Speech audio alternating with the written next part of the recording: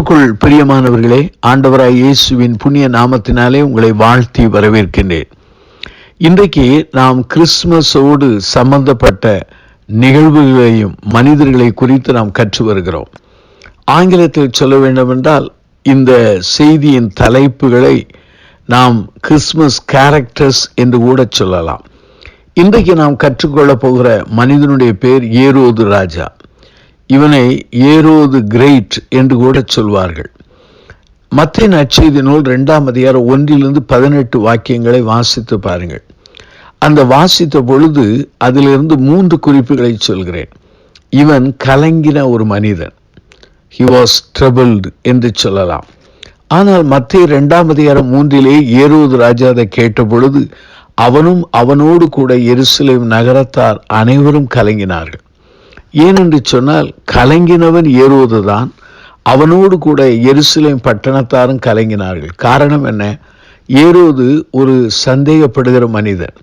தன்னுடைய ராஜ்ய பாரத்திற்கு அல்லது தன்னுடைய கிரீடத்திற்கு விரோதமாக யார் எழும்பினாலும், தன் பிள்ளைகளானாலும் உடன்பிறப்புகள் என்றாலும் அவன் கொலை செய்து விடுவான். சில சரித்திர ஆசிரியர்கள் சொல்கிறார்கள் 9 பெண்களை அவன் திருமணம் செய்தான் என்று கூட சொல்கிறார்கள். ஆகவே யூதருக்கு ராஜா எங்கே பிறந்திருக்கிறார் என்று சாஸ்திரிகள் கேட்டபோது அவன் கலங்கினான். அவன் கலங்கினதுடைய விளைவு என்ன? அங்கே பட்டணத்திலே அல்லது தேசத்திலே இரத்தம் வெள்ளம் ஓடும் என்பதை மக்கள் அறிந்திருந்தார்கள். அதைத்தான் மத்தேயு ஆவியானுடைய துணையிலே எழுதுகிறார். அவன் மாத்திரமல்ல, எருசலேம் பட்டணத்தாரும் கலங்கினார்கள். எண்ணாம் புஸ்தகம் 24ஆம் அதிகாரம் 17-18 வாசித்து பாருங்கள். அவரை காண்பேன், இப்பொழுதல்ல, அவரை தரிசிப்பேன், சமயமாயல்ல. ஒரு நட்சத்திரம் யாக்கோபிலிருந்து உதிக்கும், ஒரு செங்கோல் இஸ்ரவேலிருந்து எழும்பும். அது மோவாபின் எல்லைகளை நொறுக்கி சேத் புத்திரர் எல்லாரையும் நிர்மூலமாக்கும். ஏதோம் சுதந்திரமாகும், சேயீர் தன் சத்துருக்களுக்கு சுதந்திரமாகும். இஸ்ரவேல் பராக்கிரமம் செய்யும். 19 பாருங்கள். யாக்கோபிலிருந்து தோன்றும் ஒருவர் ஆளுகை செய்வார், பட்டணங்களில் மீதியானவர்களை அழிப்பார் என்றார். இந்த ஏரோது தாவீதின் கோத்திரத்திலே வந்த மனிதன் அல்ல. அவன் உண்மையாகவே ஏசாவின் சந்ததி, ஏதோமியன் என்று கூட அழைக்கலாம். ஆகவே அவனுக்கு இந்த எண்ணாகமம் 24ஆம் அதிகாரத்திலே 17, 18, 19 ஒருவேளை அறிந்திருக்கலாம்.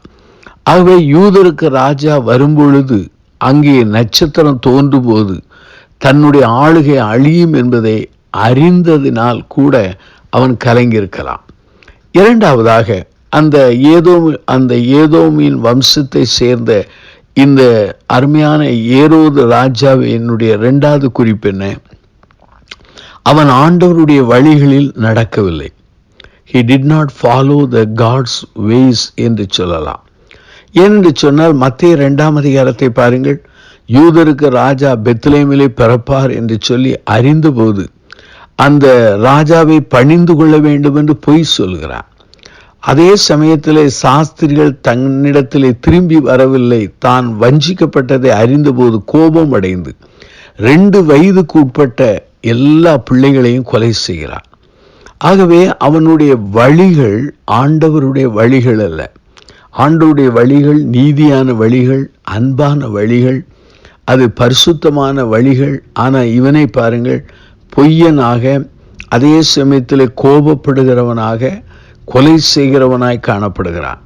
அதனுடைய பொருள் என்ன? He did not follow God's ways என்று சொல்லலாம். மூன்றாவதாக அவனுடைய வாழ்க்கையிலே நீங்கள் கற்றுக்கொள்ள வேண்டிய அல்லது நாம் கற்றுக்கொள்ள வேண்டிய பாடம் என்ன?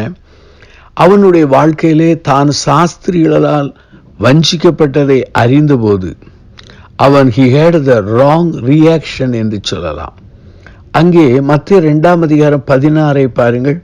16வது வாக்கியத்தை வாசி. அப்பொழுது ஏரோது தான் சாஸ்திரிகளால் வஞ்சிக்கப்பட்டதை கண்டு மிகுந்த கோபமடைந்து ஆட்களை அனுப்பி தான் சாஸ்திரிகளிடத்தில் திட்டமாய் விசாரித்த காலத்தின்படியே பெத்லெகேமிலும் அதன் சகல எல்லைகளில் இருந்த 2 வயதுக்குட்பட்ட எல்லா ஆண் பிள்ளைகளையும் கொலை செய்தான்.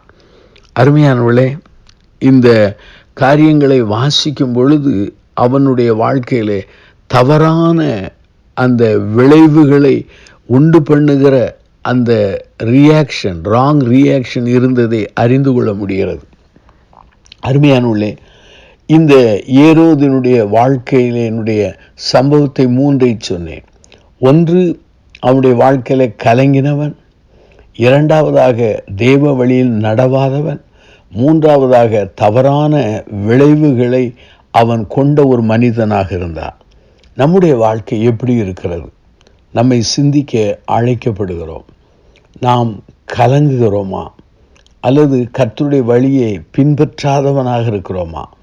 அல்லது நம்முடைய வாழ்க்கையில் தவறான நடவடிக்கைகள் காணப்படுகிறதா? நாம் மனம் திரும்ப அழைக்கப்படுகிறோம்.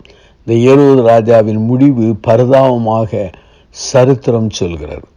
அருமையானவர்களே, கண்களை மூடி நாம் பிரார்த்தனை செய்வோம். ஜீவனுள்ள பிதாவே, இந்த நல்ல நாளுக்காக நாங்கள் நன்றி சொல்வோம். இந்த செய்தியை கேட்ட மக்களை ஆசீர்வதித்தார். ஆண்டவரே, கிறிஸ்மஸோடு இணைந்த அந்த கிறிஸ்மஸ் கேரக்டரை நாங்கள் சிந்தித்து வருகிறோம். ஆண்டவரே, இந்த ஏரோதின் மூலமாக எங்களுக்கு கொடுக்கப்பட்ட எச்சரிப்புகளுக்காக, அறிவுகளுக்காக நன்றி சொல்கிறோம். அவைகளை கேட்ட நாங்கள், உணர்ந்த நாங்கள் மனம் திரும்ப உதவி செய்யும். இயேசுவின் நாமத்தை ஜெபிக்கிறோம் பிதாவே.